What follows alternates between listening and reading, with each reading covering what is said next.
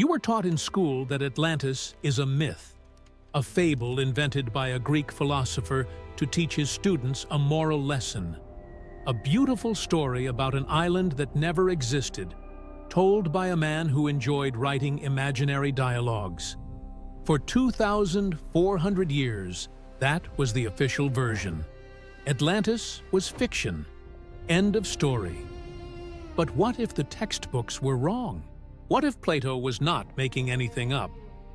What if, all this time, the most advanced civilization of prehistory has been sitting underwater, just 2 miles off the coast of one of the oldest cities in Europe, waiting to be found? In 2025, something changed. It was not an internet theory. It was not a viral video. It was high-resolution sonar scans. It was divers touching walls with their bare hands. It was underwater robots at 2,500 meters below the surface photographing beaches and cliffs of islands that no longer exist. And it was the analysis of sediment from the bottom of the ocean near Greenland, revealing dust from a comet that struck Earth at precisely the time Plato said Atlantis disappeared. The pieces of a puzzle thousands of years old are falling into place, and what they reveal is deeply unsettling. But before we dive into the discoveries, we need to go back to the beginning, to the only man who put this story on paper. Around 360 BC in Athens, the philosopher Plato wrote 2 dialogues that would change the history of human imagination forever. The first was called Timaeus, the second, Critias. In them, a character named Critias tells a story he heard from his grandfather, who in turn heard it from the great Athenian lawmaker Solon. And Solon heard it directly from Egyptian priests at the Temple of Neith, in the city of Sais, in the Nile Delta. The priests told Solon something no Greek wanted to hear. They told him that Greece was a civilization of children, that its memory was short, that the Greeks knew almost nothing about their own past.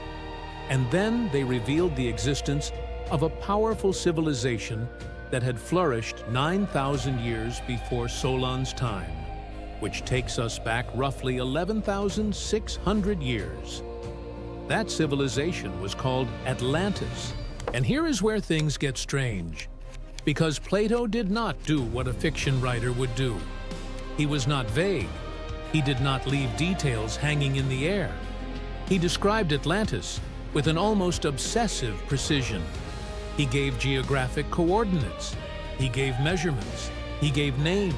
He described the engineering, the politics, the religion, the economy. He described how the city was organized in concentric rings of land and water, alternating, created by Poseidon himself around a central hill. 2 rings of land, 3 of water, perfectly circular and equidistant. At the center, on top of the hill, stood a temple dedicated to Poseidon and his mortal wife, Cleito. The temple was coated with silver on the outside and gold on the inside. The ceiling was made of ivory decorated with gold and orichalcum, a mysterious metal that glowed like fire. The island had hot and cold springs flowing from the ground. It had elephants. It had enormous harbors. It had an army of 10,000 war chariots. Plato specified that Atlantis lay beyond the Pillars of Heracles, which is what the Greeks called the Strait of Gibraltar.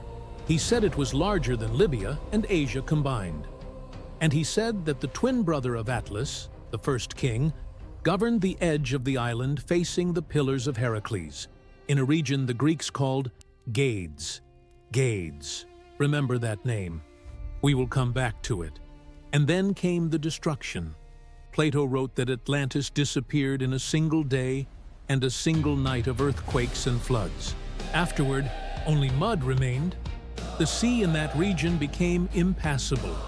For centuries, this story was treated as what it appeared to be, a philosophical allegory. Plato used Atlantis to contrast with his idealized Athens. Most scholars agreed it was fiction. Case closed. Except the case was never truly closed, because people kept looking. And here begins the parade of theories, each one more seductive than the last, each one with its own evidence, and each one with its own fatal flaws. The first major candidate was Santorini, the Greek island also known as Thera, in the heart of the Aegean Sea, home to one of the most sophisticated civilizations of the Bronze Age, the Minoans. Around 1600 BC, the volcano of Thera erupted with a force rated between 6 and 7 on the Volcanic Explosivity Index, one of the largest eruptions in human history. The city of Akrotiri was buried under ash, preserved like a prehistoric Pompeii. Stunning frescoes, advanced drainage systems, multi-story buildings, and one haunting detail: no human remains were found inside the city. The residents had evacuated before the catastrophe. They read the signs of the earth and fled. The theory is tempting. An advanced civilization, destroyed by a cataclysm, partially swallowed by the sea when the center of the island collapsed, forming the caldera we see today. But there are enormous problems. Santorini sits inside the Mediterranean, not beyond the Pillars of Heracles. The timeline does not match. Plato speaks of 9,000 years before Solon, not 1,200. And Thera is still there. It did not sink completely. Crete, the center of Minoan civilization, also remains exactly where it has always been. Plato said Atlantis vanished into the depths of the sea. Santorini did not vanish. Then came the theory that took the internet by storm: the Eye of the Sahara, the Richet structure in Mauritania, Northwest Africa. Seen from space, it is a perfect bullseye. Concentric rings in a circular formation 40 kilometers in diameter. 3 ridges, like natural walls. It sits south of the Atlas Mountains, and it lies beyond the Pillars of Heracles, technically speaking. The visual coincidence is breathtaking. When you see the satellite image side by side with Plato's description, your pulse quickens. But science is merciless. The Richet structure is 100 million years old. It was formed by underground volcanic activity and erosion. It sits 423 meters above sea level. There is no archaeological evidence of any city ever being built there. No ceramics, no construction fragments, no artificial canals. The stone tools found in the region are Apulian, manufactured by primitive hominids hundreds of thousands of years before any civilization. The Sahara has been a desert for millions of years, and there is zero evidence that this specific region was covered by the ocean just 12,000 years ago. And Antarctica. Some theorists propose that Atlantis lies buried under kilometers of ice at the South Pole. The idea is spectacular. An entire continent hidden, but it does not survive 5 minutes of geology. Antarctica has been covered in ice for at least 34 million years. The last time it had temperate climate, dinosaurs were still walking the earth. Theory after theory, candidate after candidate, and none withstood scrutiny until someone decided to do the most obvious thing in the world: read Plato literally and go to the exact place he described. Archaeologist Michael Donnellan was not a myth hunter. He was a researcher and filmmaker who happened to start studying the southwestern coast of Spain. And what he found changed everything. Plato wrote that the twin brother of Atlas governed the region of Atlantis facing the Pillars of Heracles, and that the Greeks called this region Gades. Gades is the Greek name for Cadiz. Cadiz still exists today. It is considered the oldest continuously inhabited city in Western Europe. It sits exactly where Plato said the border of Atlantis would be. Donnellan spent 8 years investigating the seabed off the coast of Cadiz, using high-resolution sonar and LiDAR technology. What he mapped, at roughly 20 meters below the surface, and approximately 2 miles from shore, made the world stop. Long linear structures intersecting on the ocean floor, forming enormous concentric circular walls, each one standing over 6 meters tall, arranged in a clearly geometric pattern. The outermost wall showed signs of massive destruction, as if something colossal had struck it from the ocean side. The second and third walls were completely displaced, split in half, as if a monstrous force had ripped them from their foundations. Between the walls, carved channels, and at the center of everything, a rectangular ruin aligned perfectly with the cardinal points. Donnellan and his team conducted over 20 dives. They touched the structures with their own hands.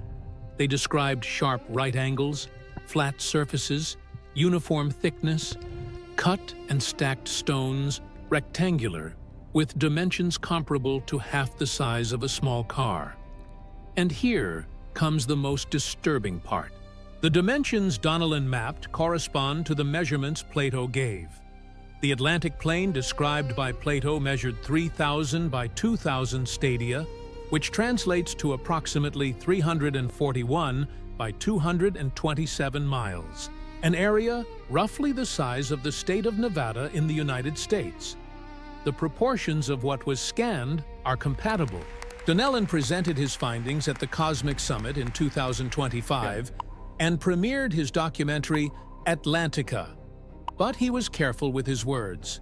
Instead of shouting that he had found Atlantis, he proposed that we are looking at a great ancient Atlantic culture, something that existed before the Phoenicians, before the Tartessians, before the Romans, something at least 10 to 12,000 years old, according to the geologists on his team, and something that was destroyed by a catastrophic event.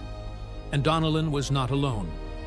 At practically the same time, on the other side of the Spanish coastline, another team of researchers was making an equally stunning discovery.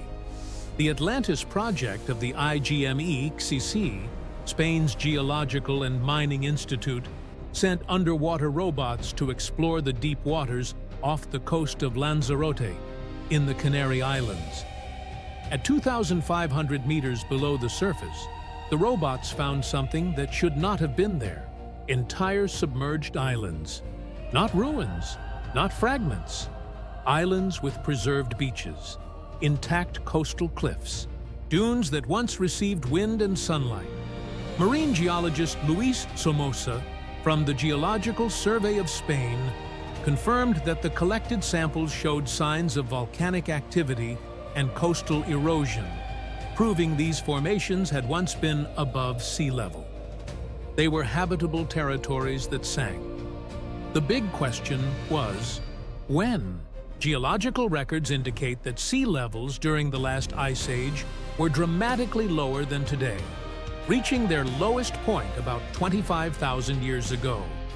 Volcanic islands that existed during that era would have been swallowed by the gradual rise of the waters, but they could also have sunk abruptly through seismic or volcanic activity. The Canaries sit in a geologically active zone, and they sit in the Atlantic, beyond the Pillars of Heracles. Suddenly, the map started to make sense. Cadiz, with its submerged walls, Lanzarote, with its lost islands, both in the Atlantic, both beyond the Strait of Gibraltar, both in the exact region Plato described, and both showing signs of sudden destruction. But one piece was missing. The most important piece. What could have destroyed an entire civilization in a single day and a single night? And here we enter the most controversial and most terrifying chapter of this story. The Younger Dryas event. Approximately 12,800 years ago, something catastrophic happened to planet Earth. Temperatures plummeted roughly 10 degrees Celsius in less than a year. The gradual warming that had been melting the glaciers of the last ice age was brutally interrupted. The world plunged back into near-glacial conditions for 1,200 years. Megafauna disappeared. the Clovis culture in North America was decimated. Climate patterns across the Northern Hemisphere were turned upside down. For decades, the accepted explanation was that meltwater from glaciers flooded the North Atlantic, weakening the ocean currents that carried heat from the tropics to Europe. But in 2007, a team of scientists led by Richard Firestone proposed something far more dramatic. Earth had been struck by fragments of a disintegrating comet. The Younger Dryas impact hypothesis is one of the most debated ideas in modern science. Its supporters point to a layer of evidence found at dozens of sites around the world, all at the exact same stratigraphic depth corresponding to 12,800 years ago. In that layer, they found nanodiamonds formed under extreme pressure, iron and silica microspherules fused at temperatures only a cosmic impact could generate. Impact melt glass, anomalous concentrations of platinum and iridium, elements rare in Earth's crust but abundant in asteroids and comets, and evidence of continental-scale wildfires. In August of 2025, geologist Christopher Moore of the University of South Carolina published a study in the journal PLOS One that represented a significant leap. For the first time, impact evidence was found not on land, but in deep ocean sediments. Cores extracted from Baffin Bay near Greenland, at depths ranging from 500 to 2,400 meters, revealed metallic particles with compositions consistent with cometary dust, iron with low oxygen and high nickel content, iron and silica-rich microspherules, nanoparticles enriched with platinum, iridium, nickel, and cobalt, all concentrated precisely in the layer corresponding to the onset of the Younger Dryas. The study concluded that the amount of cometary dust in the atmosphere was sufficient to cause a brief impact winter, followed by a cooling period lasting 1,400 years. Moore's team stated that the results confirmed the hypothesis that Earth collided with a large comet approximately 12,800 years ago. Now, stop and think about the numbers. Plato said Atlantis was destroyed 9,000 years before Solon. Solon visited Egypt between 590 and 580 BC. 9,000 plus 590 gives us 11,590 years before Christ.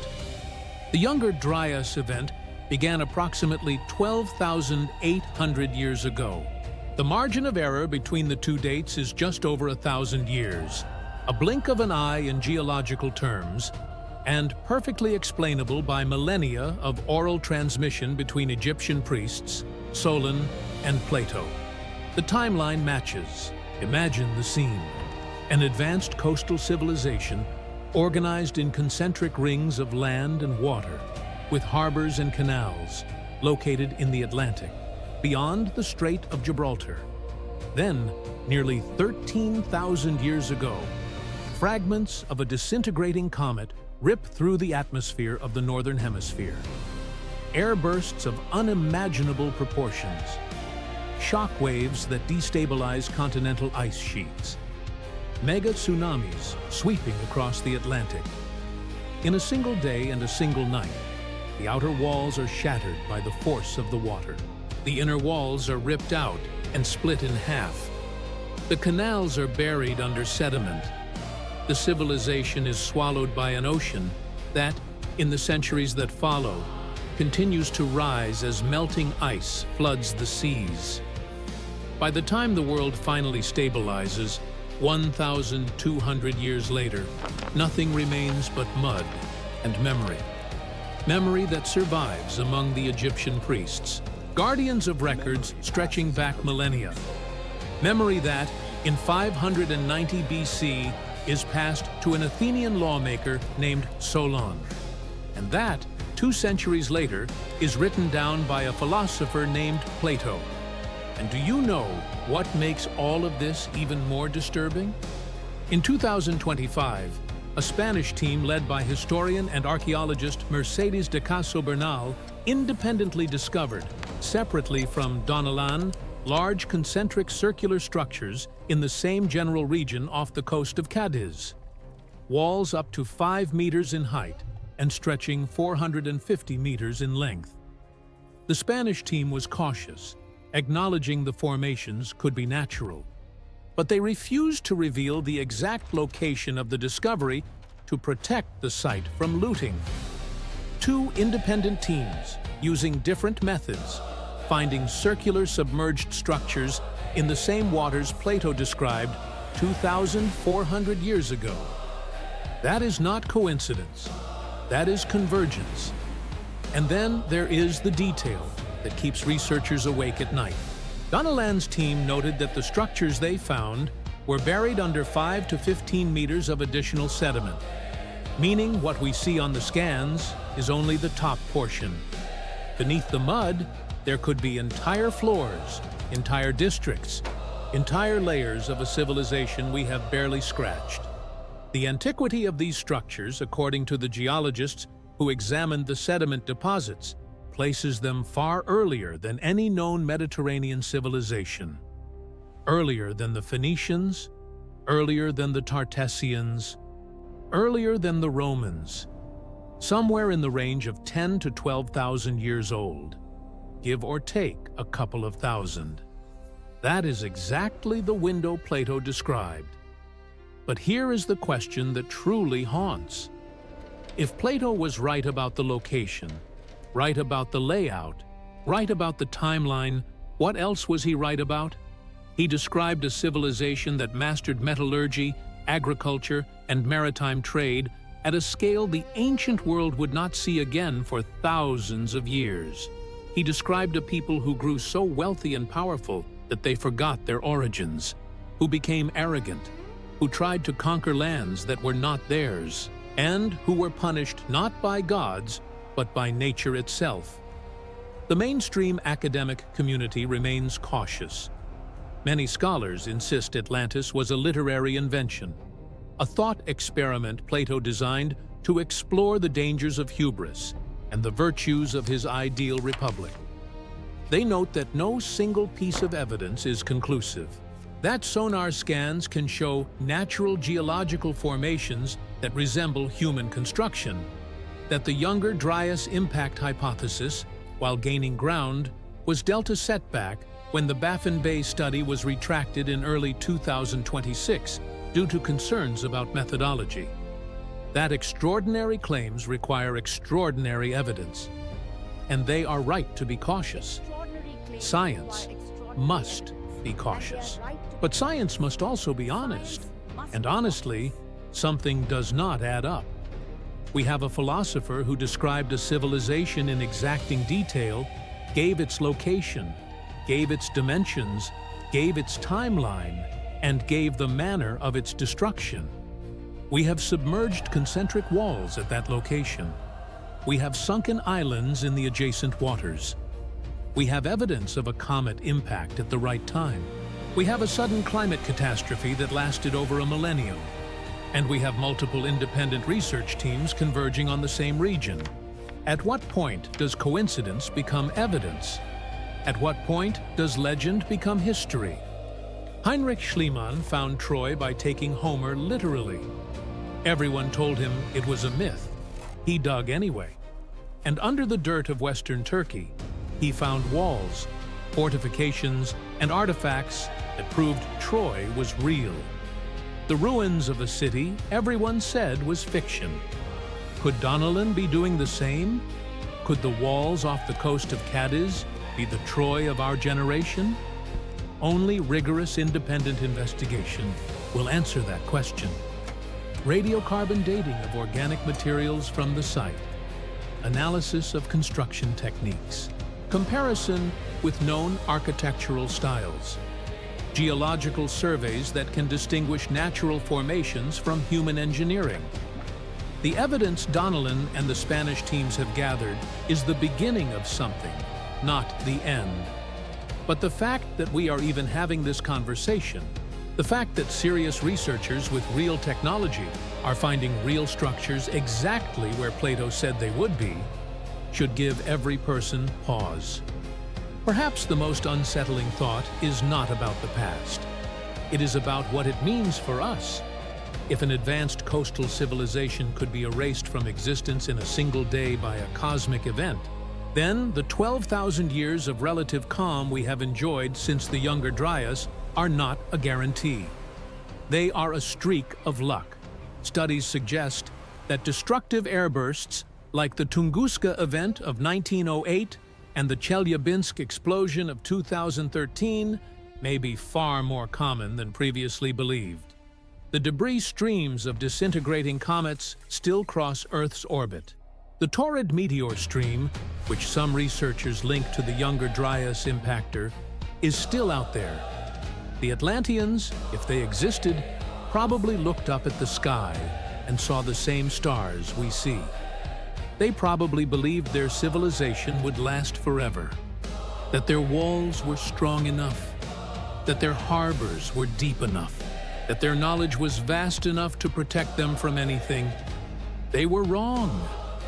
And we sit on the same coastlines, build on the same shores, look out at the same ocean, convinced, just as they were, that it could never happen to us. Plato ended his dialogue Critias with Zeus assembling the gods to decide the fate of Atlantis. The text breaks off mid-sentence. We never hear the verdict. The story, like Atlantis itself, simply stops. As if the philosopher, having laid out the evidence, chose to leave the final judgment to his readers. 2,400 years later, the evidence is still accumulating. The sonar is still scanning. The robots are still descending. And somewhere beneath the waves off the coast of Spain, something ancient and enormous is waiting to be fully revealed. The question is no longer whether Atlantis was real. The question is whether we are ready for what its rediscovery will mean.